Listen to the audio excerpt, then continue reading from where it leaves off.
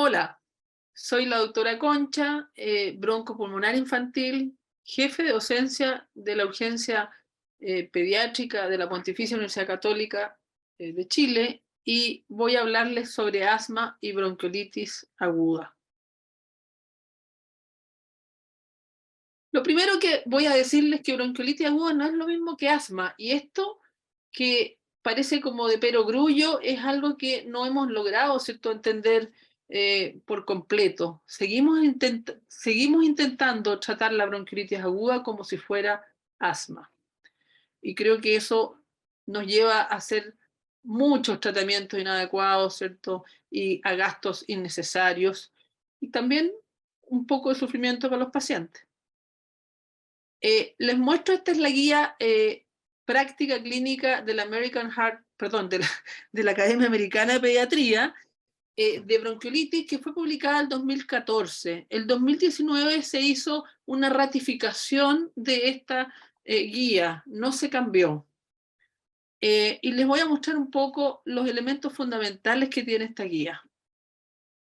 El diagnóstico de bronquiolitis es clínico. Esto en esta era, ¿cierto?, en que utilizamos tanto nuestro laboratorio, nuestras imágenes, es un punto importante. Necesitamos hacer una buena historia clínica y un muy buen examen físico. Y de esta manera vamos a poder evaluar, ¿cierto?, también la severidad, ¿cierto?, que tiene este paciente. Y lo hacemos todo en forma clínica. No necesitamos tomarle una radiografía para saber si este paciente tiene un cuadro severo o no, tampoco para hacer este diagnóstico de bronquiolitis. Recuerden que el cuadro de bronquiolitis clásico es un niño lactante de 1 o 2 años que se presenta inicialmente con síntomas respiratorios altos y a los 2, 3 días, 4 días comienza con ruidos pulmonares y con diversos grados, ¿cierto?, de dificultad respiratoria. Eh, y que al examen nuestro, ¿cierto?, encontramos al examen pulmonar crepitaciones, sibilancias. Entonces, en nuestra evaluación, ¿cierto?, con el niño vamos a tener que evaluar, ¿cierto?, los factores de mayor severidad. ¿Qué es lo que le pone más complicación, ¿cierto?, una bronquiolitis? El hecho, ¿cierto?, de que tenga historia de ser prematuro. Por demás, hay que saber, ¿cierto?, de que la severidad, ¿cierto?, de la bronquiolitis, ¿cierto?, puede ser muy, muy importante y llegar hasta la mortalidad cuando se trata de niños de pretérmino. Menores de 12 semanas, es decir, menores de 3 meses, que además tienen una enfermedad cardiovascular o algún grado, ¿cierto?, alguna enfermedad de inmunodeficiencia. Pero les tengo buenas noticias entonces. La mayoría de nuestros pacientes, ¿cierto?, no va a requerir ni hacer estudios de laboratorio ni hacer radiografías. Definitivamente no debe ser, ¿cierto?, la rutina. Y caemos en esto, caemos en una rutina de hacer laboratorio, de hacer radiografías. No lo digo yo, ¿cierto?, lo dice la Academia Americana de Pediatría. ¿Y cuál es el tratamiento? Esto también, ¿cierto?, ha sido analizado profusamente por diversas sociedades. El uso de broncodilatadores, salbutamol, ipatropio y otros, fenoterol, no tiene evidencia para ser usado. La evidencia está para el contrario, para no ser usado. Y es una recomendación, ¿cierto?, fuerte de expertos a no usarlos. La epinefrina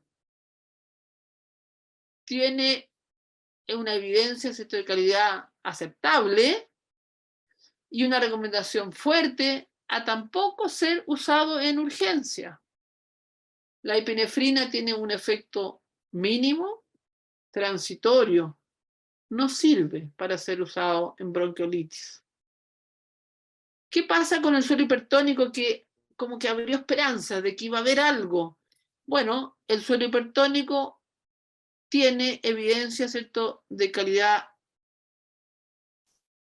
B y una recomendación moderada a no ser usada en un servicio de urgencia, porque también produce poquísimos efectos y aparentemente solo podría ser, tiene una recomendación débil de ser usada en hospitalizados cuando el cuadro, ¿cierto?, de bronquiolitis está durando más de 3 días en hospitalización. Realmente parece tampoco tener muchos efectos. Y lo que también tiene mucha evidencia de calidad A, alta calidad, ¿cierto? Y con una recomendación fuerte a no ser usada es o son los corticoides. Esto es importante, meditemos cuántas veces estamos dejando en niños con bronquiolitis todos estos medicamentos. ¿Por qué los dejamos?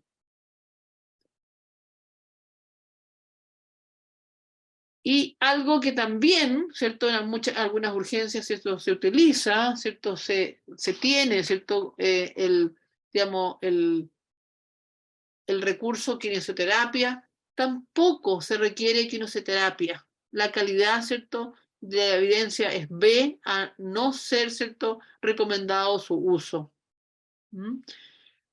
Entonces, ¿qué tenemos? ¿Qué nos queda? Ya no nos queda nada prácticamente. No nos queda nada. En la bronquiolitis aguda, lamentablemente, hay muy poca terapia posible. Debemos evaluar muy bien la hidratación de ese paciente. Si el paciente no se está alimentando bien, ¿cierto?, no es capaz, ¿cierto?, de mantener una buena hidratación, en realidad tenemos que pensar en instalar sonda nasogástrica o fluidos endovenosos. Y bueno, nos queda, ¿cierto?, el pilar fundamental, ¿cierto?, de la terapia de la bronquiolitis, ¿cierto?, que es más bien, ¿cierto?, suplir las deficiencias que está produciendo, ¿cierto?, en el paciente, ¿cierto?, el trastorno BQ importante que puede llegar, ¿cierto?, a producir, y entonces tenemos que dar oxígeno. Oxígeno que en un porcentaje alto de los pacientes va a ser solo, ¿cierto?, usar una bigotera. En otros puede que lleguemos al alto flujo o al BiPAP, ¿cierto? Y en otros puede ser, ¿cierto?, que finalmente lleguemos, ¿cierto?, a la ventilación mecánica y que tengamos que dar, ¿cierto?, oxígeno más un soporte, ¿cierto?, ventilatorio, presión.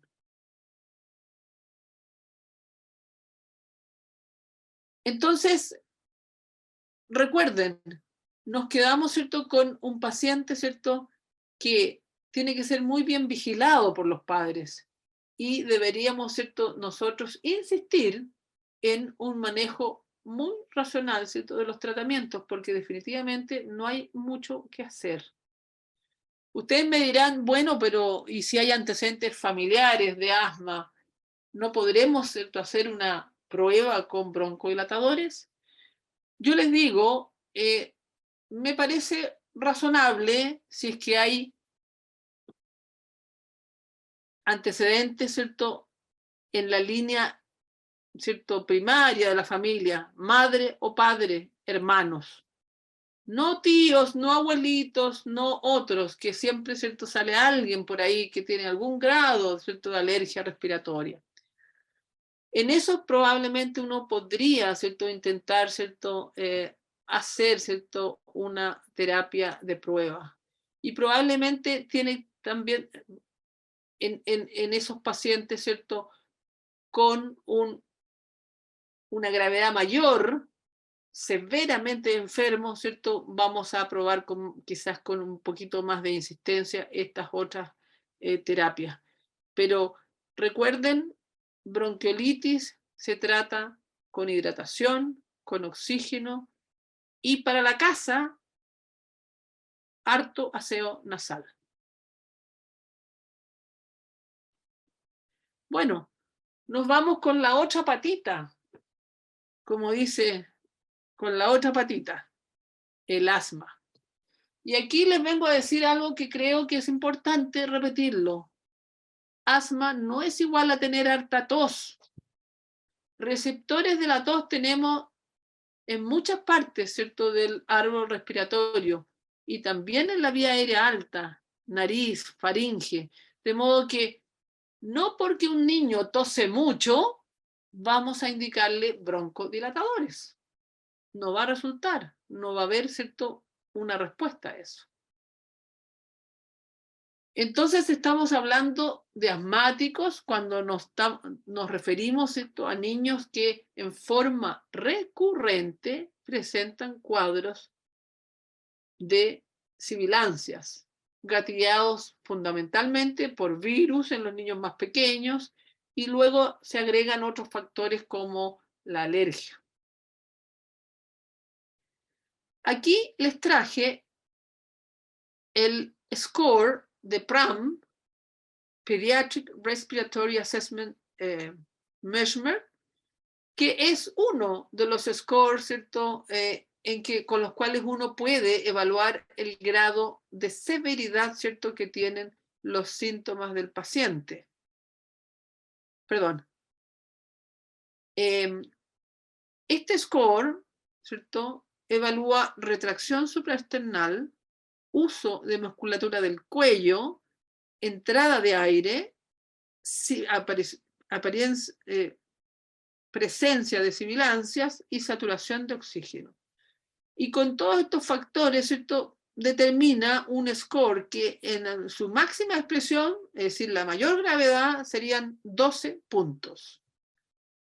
Con este score, que es un score simple, antes teníamos, de hecho en nuestro libro de emergencias pediátricas publicamos un score mucho más complejo que la verdad que no es útil como para tenerlo en el servicio de urgencia. Podemos entonces clasificar y valorar, ¿cierto?, la gravedad del paciente en 3 grados: leve, moderado y severo. 0 a 3, leve; 4 a 7, moderado; y severo, de 8 a 12. Al paciente que llega con una crisis entonces leve a la urgencia, le vamos a dar, ¿cierto?, solo broncodilatadores en PUF, IDM, 2 a 8 PUF, que podremos repetir si nos parece, ¿cierto?, que tienen mayor obstrucción. Se pueden hacer, ¿cierto?, tandas de 1 hasta 3, ¿cierto?, veces. Ese paciente, ¿cierto?, les recomiendo que le den corticoides. Lo clásico, prednisona en jarabe, 1 o 2 miligramos por kilo día, por 3 a 5 días. Y ya hay muchas publicaciones, ¿cierto?, y nosotros ya lo estamos haciendo en nuestra urgencia, dar dexametasona 0,6 miligramos por kilo oral.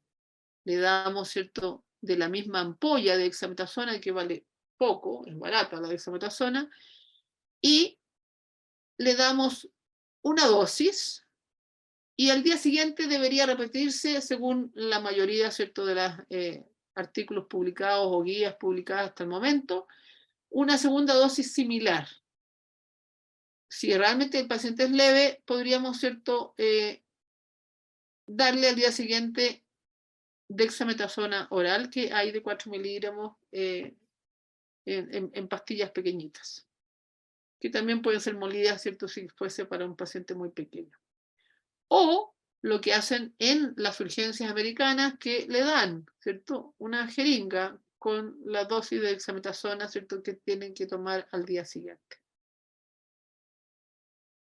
Bueno, para el caso, ¿cierto?, de esta crisis moderada, 4 a 7, entonces deberíamos usar, ¿cierto?, se le agrega aquí hipatropio, pero se le da salbutamol más hipatropio. Esto es bien importante. ¿Por qué lo digo? Porque hay ciertas, yo he visto, ¿cierto?, el uso de hipatropio solo. Hipatropio solo es un mal broncodilatador. Recuerden eso. Salbutamol más hipatropio es aditivo, aumenta, ¿cierto?, la eficacia del salbutamol. Salbutamol más hipatropio es más. En este caso, ¿cierto?, puede ser, ¿cierto?, necesario apoyar con un poquito de oxígeno a este paciente, siempre, siempre dar corticoides orales, eventualmente, ¿cierto?, en otro, ¿cierto?, vía, pero siempre preferir la vía oral si el paciente está en condiciones. Y si nuestro paciente quizá no evoluciona como nosotros pensamos, ¿cierto?, y tiene opciones de quedarse, eventualmente uno pudiera considerar, ¿cierto?, tomar otros exámenes de laboratorio y radiografía de tórax. En el caso del paciente severo, tiene un score de 8 a 12, bueno, requerirá oxígeno, ¿cierto?, en mascarilla de no reinhalación, ¿cierto?, al 100% o quizá un poquito menos, como una Venturi, al 50%. Aquí sí vamos a dejar, ¿cierto?, primariamente nebulizaciones. 3 nebulizaciones, ¿cierto?, con un beta 2 más hipatropio. Muy importante, ya vimos que eso adiciona.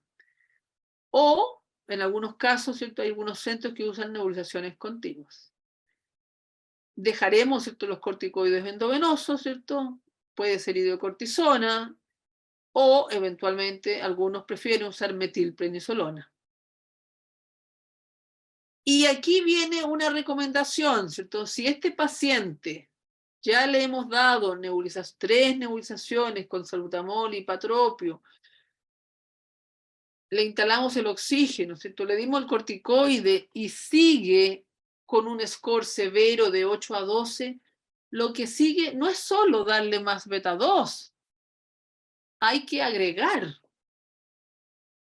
otro medicamento. Y aquí creo que en nuestras urgencias hemos estado, ¿cierto?, deficitarias. Tenemos que empezar a usar el sulfato de magnesio. Tendremos que tomar las providencias. Sulfato de magnesio tiene un riesgo bajo, no alto, de hipotensión.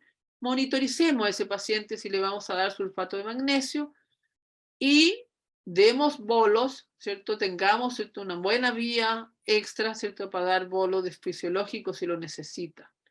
Y a este paciente sí le recomiendo que le tomen radiografía de tórax. Lo mejor sería portátil, ¿cierto?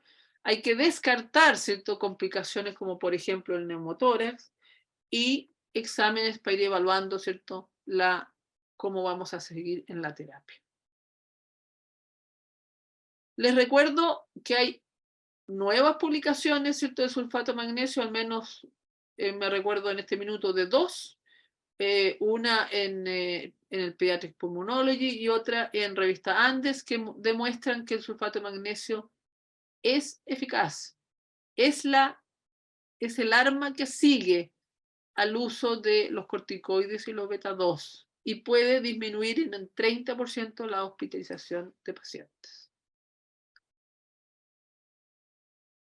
Bueno, el problema quizá más importante en cuanto a hacer diagnósticos diferenciales lo tenemos en los menores de 2 años. Aquí es que tenemos que pensar, ¿cierto?, en otras posibilidades. ¿No será una bronquiolitis lo que tiene mi paciente? ¿Tendrá asociada una cardiopatía? Quizá es por ser prematuro y displásico que está así. O quizá tiene una obstrucción de vía aérea superior que a veces se nos confunden, ¿cierto? O tiene complicaciones como, por ejemplo, lo que acabamos de plantear, ¿cierto?, el neumotórax. ¿Cuándo pedimos una radiografía de tórax? En el asma grave, cuando sospechamos neumotórax, cuando hay asimetría persistente en la auscultación, cuando hay sospecha de neumonía. Es decir, casi nunca pedimos radiografía de tórax en una crisis de asma. Esto es bien importante, porque no es, lamentablemente, lo que hacemos todos los días en urgencias. Bueno, ¿cómo vamos a mandar al paciente a la casa? Cuando sus signos vitales estén estables, cuando la saturación de oxígeno sea en rangos aceptables, sobre 90%. Y aquí quizás enfatizar, ¿cierto?, que en bronquiolitis aguda, las guías actuales recomiendan, ¿cierto?, que con saturaciones sobre 90% ese paciente puede mandarse a su casa. ¿Por qué 90? Porque teóricamente con más de 90, perdón, no hay compromiso, ¿cierto?, hipoxémico de tisular. Y esto es bien importante. Tiene que estar ya usando aerosoles ¿cierto? Dosis medida para poder irse, saber usarlo, ¿cierto? Si instruirlo bien, ¿cierto? Cómo usarlo y obviamente en muy buenas condiciones generales. Activo, consciente, hidratándose por vía, ¿cierto? Oral. Creo que esa es la última. No, perdón, las indicaciones para la casa.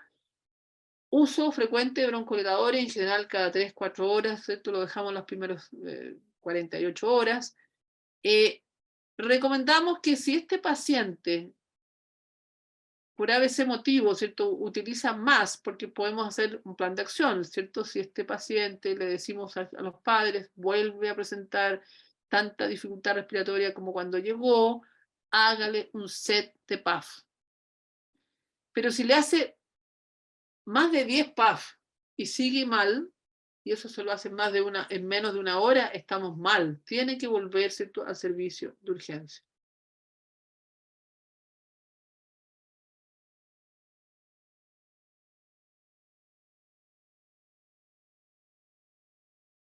¿Cuándo vamos a controlarlo? En 48 horas con su pediatra, ¿cierto? Si es una crisis leve a moderada, si fue un cuadro severo, muy importante, obviamente debemos, ¿cierto?, controlarlo idealmente con un broncopulmonar infantil.